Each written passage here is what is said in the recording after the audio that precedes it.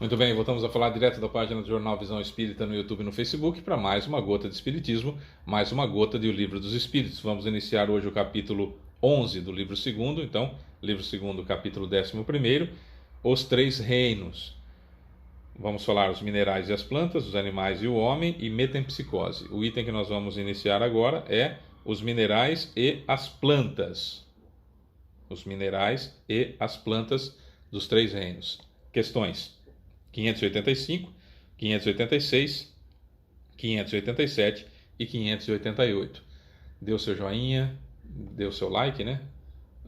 Deixe o seu comentário, compartilhe, que você ajuda a divulgar a doutrina espírita, tá bom? Vamos lá.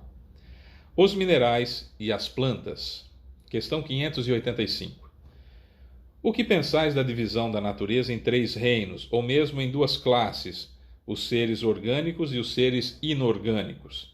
Alguns fazem da espécie humana uma quarta classe. Qual dessas divisões é preferível?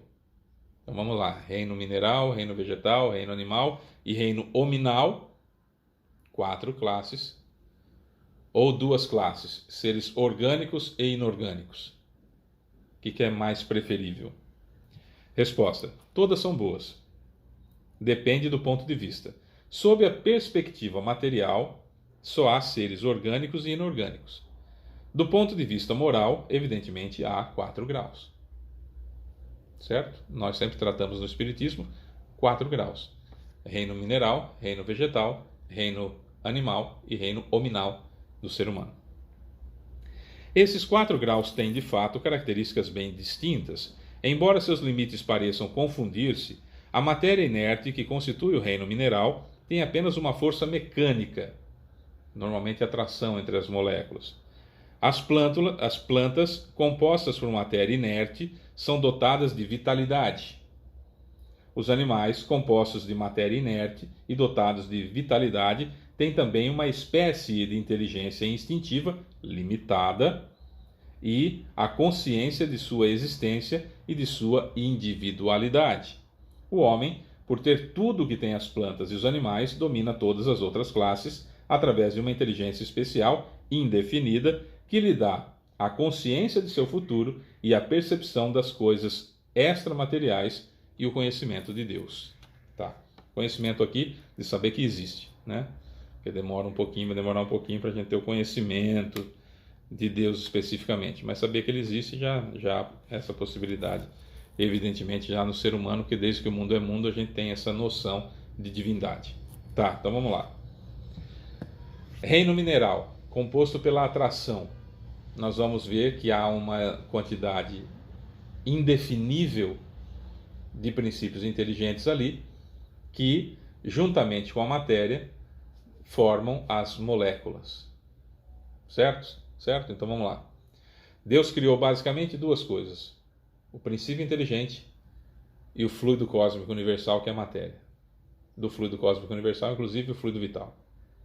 Tá? Então, dessas duas coisas, fluido cósmico universal e princípio inteligente, tudo que existe no universo todo vem dessas duas coisas. Tá? Tá. Como que isso acontece? Sabe é Deus, literalmente. É Ele que sabe como que isso se dá. Tá. Jesus tem noção? Tem. Jesus sabe, já conhece Deus, já entende Deus, já é co-criador, resfriou a terra com as próprias mãos, etc, etc, etc. Quando chegarmos à evolução de Jesus, vamos entender também.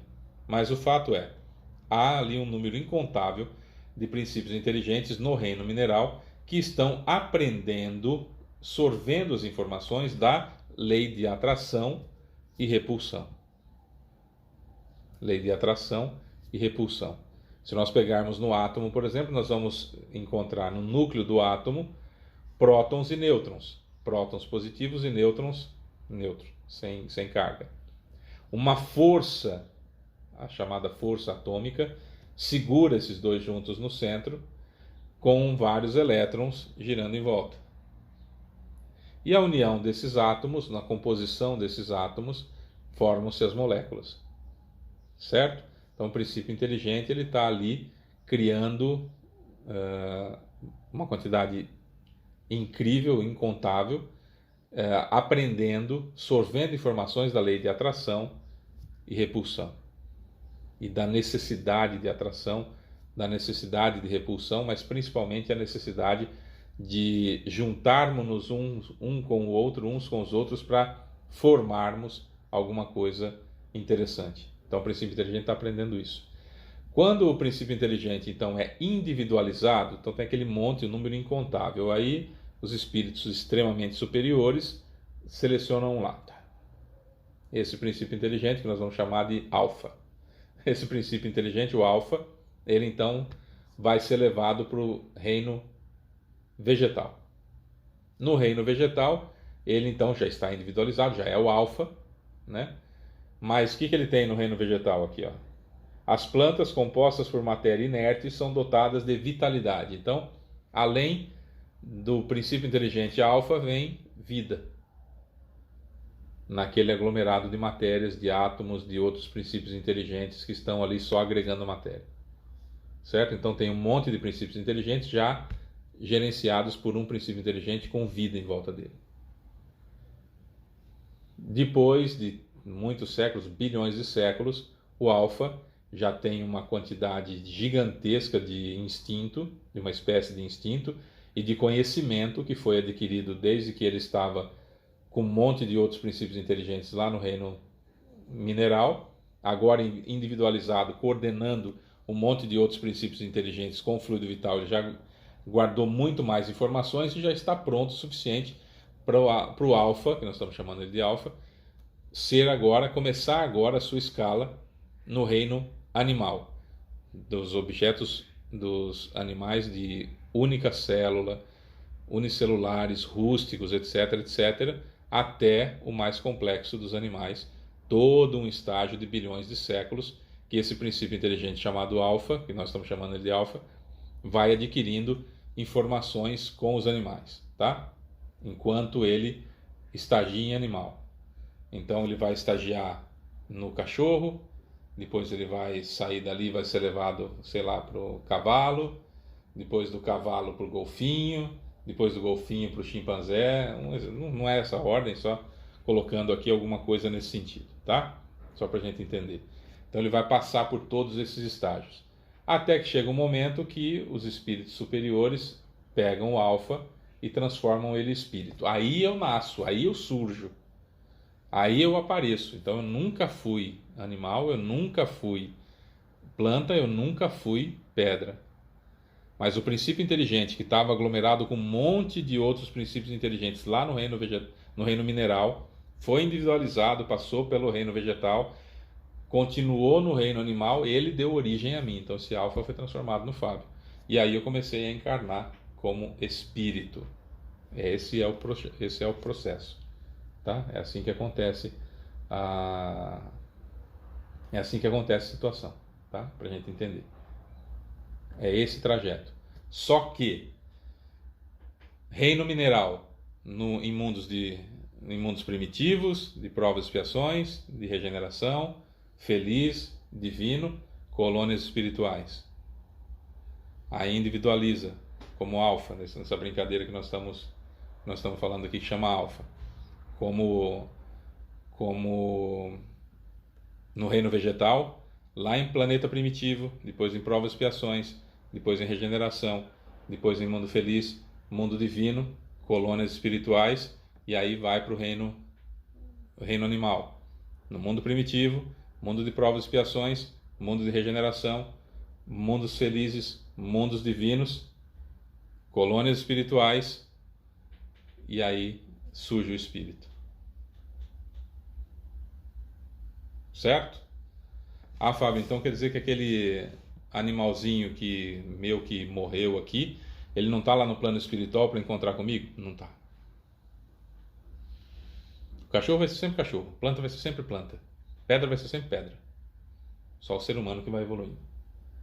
Quando um princípio inteligente já aprendeu tudo o que ele tinha que aprender, estagiando no tipo de animal cachorro, ele é colocado num animal mais evoluído que o cachorro. E outro princípio inteligente que precisa aprender o que é ser cachorro, o que o cachorro tem para oferecer, vem e encarna como cachorrinho. Me fiz entender? Me fiz entender? Então vamos imaginar que o cachorro é o primeiro ano de escola, o cavalo é o segundo ano de escola, o golfinho é o terceiro ano de escola e o chimpanzé é o quarto ano de escola. Então, o cachorrinho, o princípio inteligente que está ali no primeiro ano, que está no cachorrinho, quando ele passa de ano, ele vai para o segundo ano para ser cavalo. E aqueles outros princípios inteligentes vão para o primeiro ano para ser cachorro.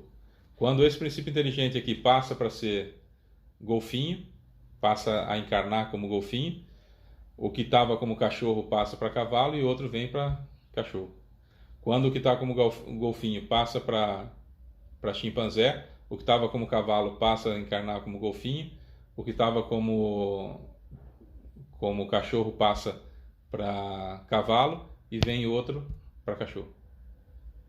E assim sucessivamente. Então cachorro sempre vai ser cachorro, gato sempre vai ser gato, cavalo vai ser sempre cavalo, golfinho vai ser sempre golfinho, macaco vai ser sempre macaco, planta vai ser sempre planta, porque vai acontecendo essa escala que nós não sabemos precisamente qual é a escala de evolução do princípio inteligente, certo?